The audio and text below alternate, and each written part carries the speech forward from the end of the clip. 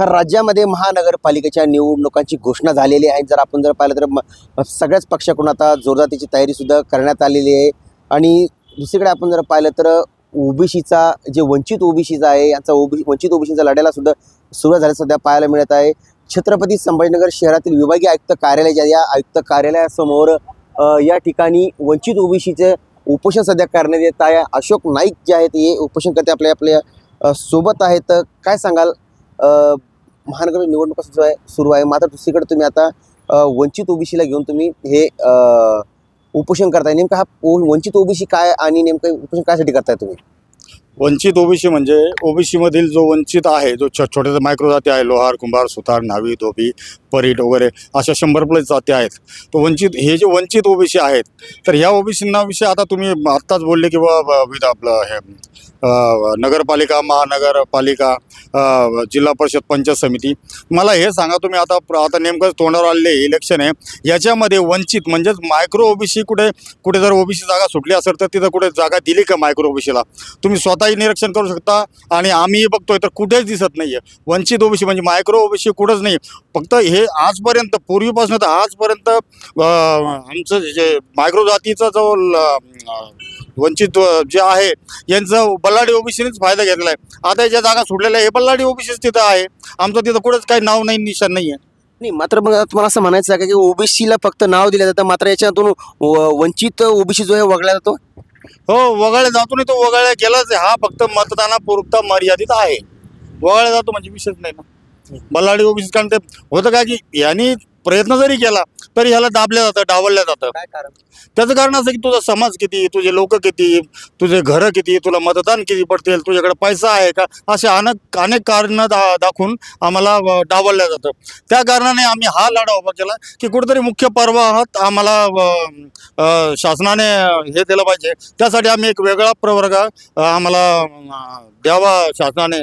एक तर ST मध्ये समाविष्ट करावं, अन्यथा आमचे जे मुलं मुली, तरुण मुलं मुली जे शिकत आहेत या मुलींना KG ते PG पर्यंत मोफत शिक्षण द्यावं जेणेकरून की हा समाज शिकून सवरून नोकरीला जर लागला तर मग हा प्रगत होईल. आणि प्रगत झाला तर काही गरज नाही आम्हाला राजकारण करण्याची किंवा काही करण्याची. मला एक सांगा, तुम्ही तर मायक्रो ओबीसी वारंवार तुम्ही शब्द उल्लेख करताय. हे मायक्रो ओबीसीच्या अडचणी काय असतात ते नेमकं ते कोण असतात आणि त्यांना अडचणी कोणत्या ग्रामीण भागात येतात त्यांना, म्हणून त्यांना तो आता लढावा का किंवा उपोषण करावं लागतंय? अडचणीचा विषय असा आहे की आता थोडक्यात आपण न्हावी या समाजाचं उदाहरण घेऊ.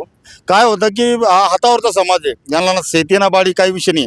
आता त्याची ज्यावेळेस तो दुकानदारी करतो तेव्हा त्याच्या बापदादापासून त्यांनी तोच करत आला, पुढं मुलंही तेच करतायत. खूप झालं तर 10वी 12वी पर्यंत या मुलांना शिकवतात आणि 10वी 12वी झाल्यानंतर आई वडीलच खुद म्हणतात की बाबा आपल्याला घर बांधायचे, मुलींचे लग्न करायचे, लागा कामाला. या कारणाने हा मागास राहिलेला समाज हा प्रगत झालाच नाही. हा तुम्ही आता सांगितलं नाही, म्हणता अडचणी कोणत्या येतात? कारण की बऱ्या असंख्य अडचणी असतात, त्यापैकी अडचणी कोणत्या आहेत? अडचणी विषय असा आहे, अडचणी म्हणजे आता कायमस्वरूपीचा विषय येतो की आता साधारण दुकानात काम करत असताना बाप लेक जर काम करत असतील तर बापाला भीती वाटते की लेकासमोर आपण नको व्हायला, लेकाला भीती वाटते बापासमोर अपमान नको व्हायला. आणि हा व्यवसाय आता आम्ही पारंपरिक पूर्वीपासून आसामी याच्यावर करत होतो. आसामीच्या भरोश्यावर आम्ही काम करायचो. 25-30 क्विंटल धान्य 25-30 किलो धान्य भेटायचं आसामीच्या हिशोबावर. आता काय झालं की ते आसामी गेली, आता थोडा पैसा दिसायला लागला, यात घुसखोरी पण झालेली आहे. बाहेर राज्यातले लोक या व्यवसायात उतरलेले आहेत.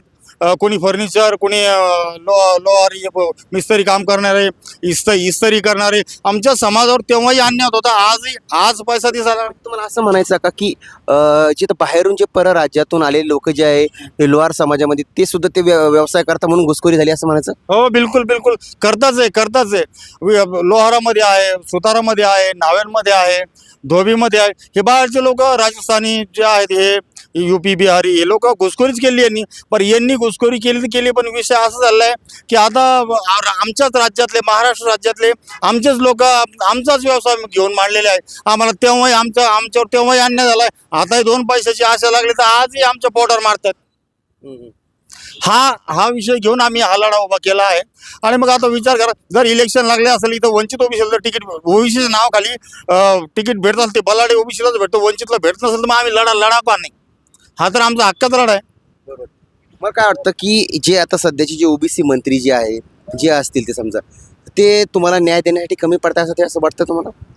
कमी पडण्याचं कारण असं आहे की राजकीय दबाव असतो. त्यांना जर ह्या लोकांसाठी स्पेशली ह्या लोकांचं जर काम करायचं म्हटलं तर त्यांना राजकीय दबाव असतो, कारण ते पक्षाचे लोक असतात, ते काय स्वतंत्र नाही ना करू शकत काम.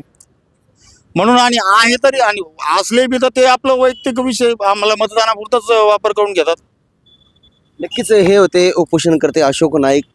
खूप महत्त्वाचे मुद्दे त्यांनी 2-3 या ठिकाणी मांडण्यात आलेले. महत्त्वाचा विषय आपण जर पाहिला तर लोहार समाज, सुतार समाज असेल, न्हावी समाज असेल किंवा धोबी समाज असेल, या समाजामध्ये सुद्धा घुसखोरी करण्यात येत आहे. कारण त्याचं असं आहे कारण की बाहेर परराज्यातले जे UP बिहारचे लोक जे आहे आता ही ती व्यवसाय करणार असल्यामुळं जो यांचा पारंपरिक जो वडिलोपार्जित व्यवसाय जो आलेला आता याच्यावर सुद्धा घालण्याचं काम सुद्धा होताना पाहायला मिळत आहे, असं देखील यावेळी सांगण्यात आलेलं आहे. मात्र जे बलाढ्य ओबीसी जे आहेत हे बलाढ्य ओबीसीचं सध्या जे राजकीय क्षेत्र असेल किंवा इतर क्षेत्रामध्ये त्यांचीच बाजी आहे, तेच पुढं आहे.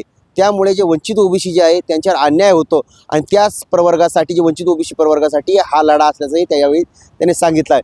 मात्र आता या उपोषणाच्या नंतर तरी त्यांना न्याय मिळेल का, की जे वंचित ओबीसी जे आहे त्यांना न्याय मिळेल का, हे देखील आता तेवढं पाहणं आता महत्त्वाचं ठरणार आहे. story.com साठी मी देवराज, छत्रपती संभाजीनगर.